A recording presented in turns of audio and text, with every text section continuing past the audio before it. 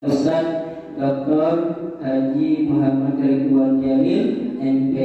Untuk gelarnya adik kami yaitu Jenderal Abdullah. Itulah yang akan kami sampaikan dengan kurang pasnya Pak. Mohon izin ya, mau di syuting ya, ini kirim ke Prabowo. Bismillahirrahmanirrahim. Assalamualaikum warahmatullahi wabarakatuh.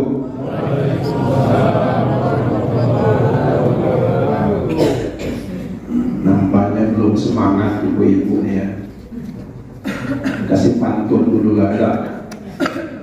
Wassalam jualan tomat. Tomat dijual di kota Jambi.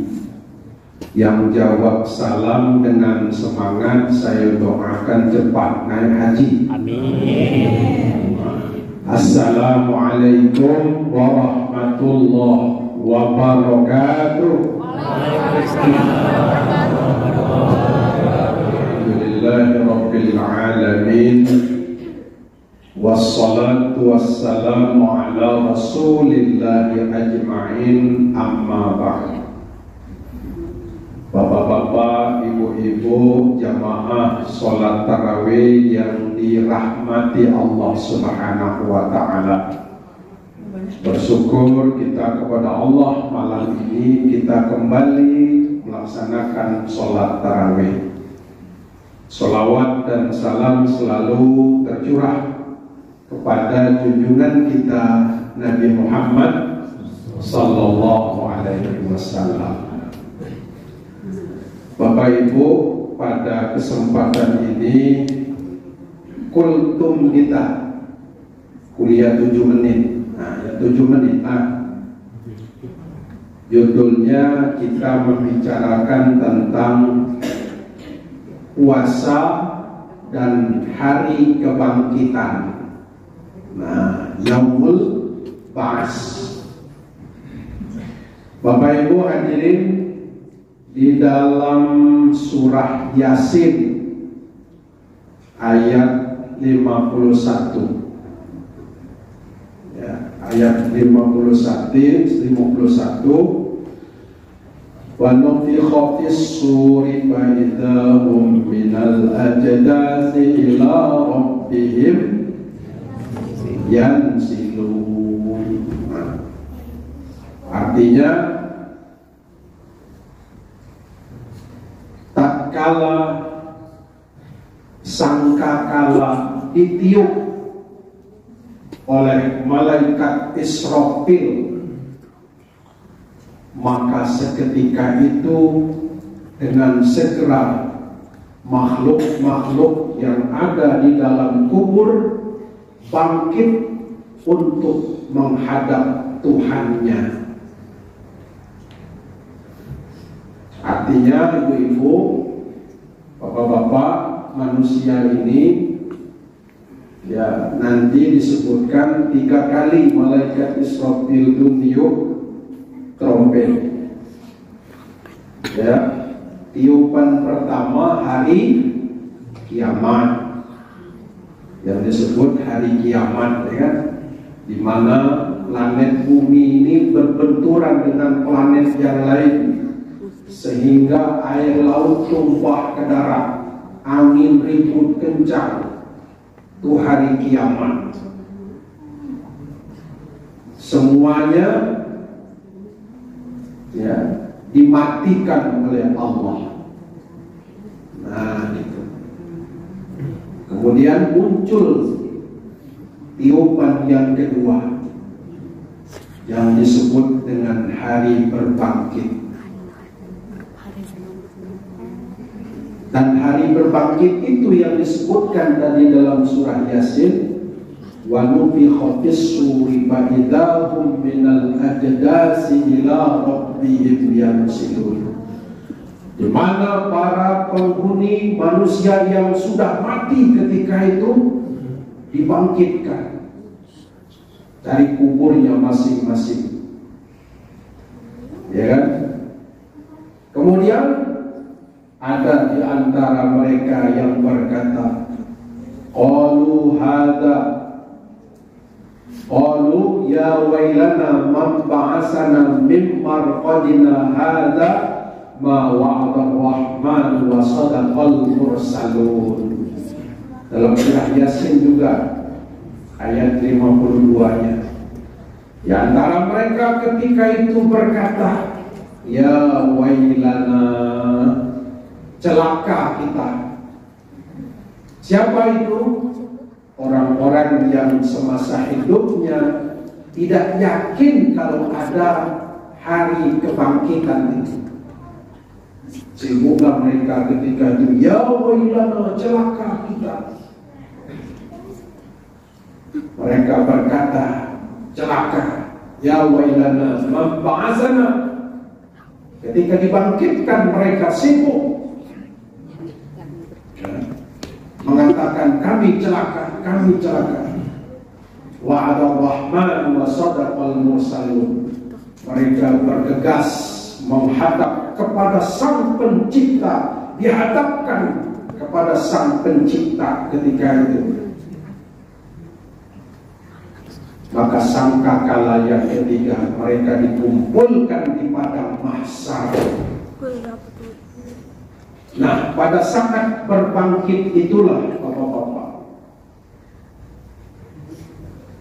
ada di antara mereka macam-macam bentuk manusia, sehingga Nabi mengatakan pada saat berbangkit itu, yub'asu kullu abdin, kata Nabi, mereka para hamba-hamba Allah itu dibangkitkan ala ma ta'alaihi. Mereka dibangkitkan dalam keadaan bagaimana mereka dulunya dimatikan. Ada dengan mati husnul khatimah, maka bangkitnya dibangkitkan Allah dalam keadaan sebaik-baik bentuk rupawan. Dan ada orang yang matinya su'ul khatimah, dengan mati yang tidak baik, maka nanti berbangkitnya dalam keadaan bentuk yang sangat mengerikan. Ada 12 bentuk yang diberitakan oleh Nabi, manusia itu bangkit dari kuburnya.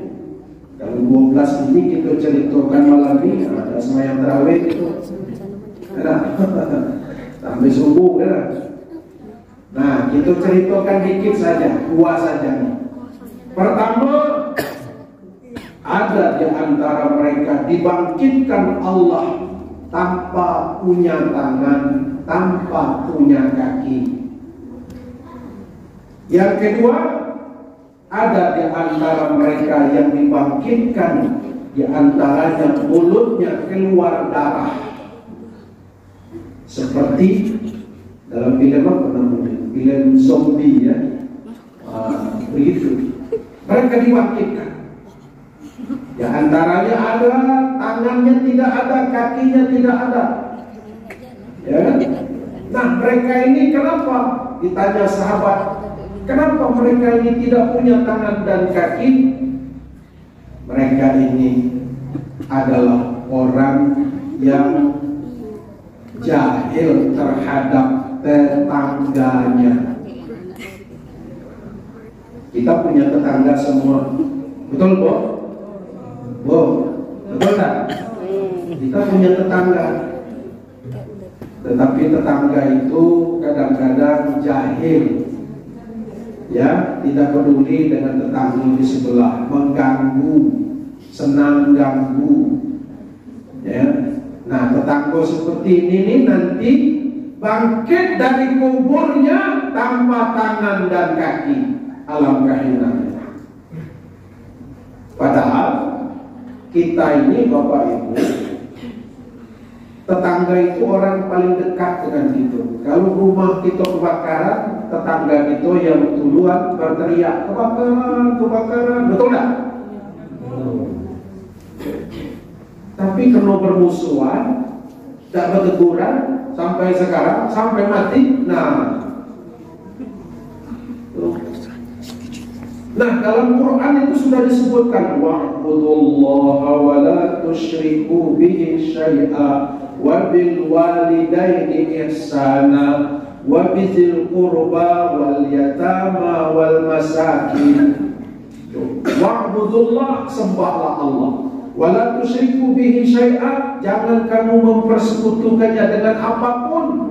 Wabil walidaini ihsana, dan berbuat baiklah kepada ayah bundamu, dan berbuat baiklah kepada karib kerabatmu, tetangga jiran sebelah kiri kanan, berbuat baik. Nah, di dalam Islam Allah berikan bulan puasa ini adalah momentum kita untuk berbuat baik dengan tetangga. Macam mana caranya? Kata Rasulullah, tobahta, masaklah, fa'aksiru ma'aha, maka perbanyaklah kuahnya, antar tetangga sebelah. Nah, ini kaitan dengan tadi Yaumul Ba'as, kaitannya dengan ibadah puasa, baru muncul kaitannya. Ternyata ibadah puasa ini, bapak-bapak, ibu-ibu, agar bulan puasa, agar nanti di hari kiamat nanti kita dibangkitkan dalam keadaan sempurna, tidak dalam bentuk tidak punya tangan dan kaki. Caranya banyaklah masak antar tetangga sebelah. Kata Nabi, banyak ikhwan. Nah, cuman kadang-kadang kita ini mentang-mentang hadisnya macam itu, ngantar tetangga sebelah kuahnya isinya tidak. Itu jangan salah paham. Antar tetangga sebelah ya banyakkan juga lah isinya, gitu kan. Nah, kemudian yang kedua, ada orang yang berbangkit dalam keadaan mulutnya mengeluarkan darah. Ini siapa? Inilah para pendusta, para pembohong. Nah, sekarang banyak nih pembohong kan. Nah, bulan puasa ternyata Allah memberikan pendidikan. Jangan kamu berbohong kalau dalam keadaan puasa. Sebab apa? Orang yang berbohong dalam keadaan puasa itu akan menghapuskan dan menghilangkan pahala puasa. Ya, khamsatu asya'ah tuhbitus shaum, ada 5 macam yang membuat pahala puasamu hancur. Di antaranya al-kazib, pembohong. Makanya kita bulan puasa ini menghindari dari hal-hal yang bohong. Jangan berbohong. Pak, ini manis tadi sukunya. Oh, manis. Lidah 2 kilo. Sekali bawa ke rumah, Masya Allah, masam galuh. Bu, pernah ada ibu ngalami seperti itu, Bu? Pernah tak? Dia beli jeruk, dia bayar. Manis tak, Pak? Manis.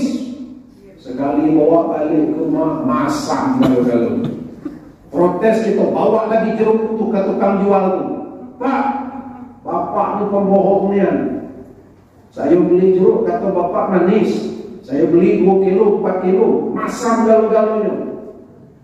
Elok pula jawaban orang yang jualan tadi. Bapak baru 4 kilo.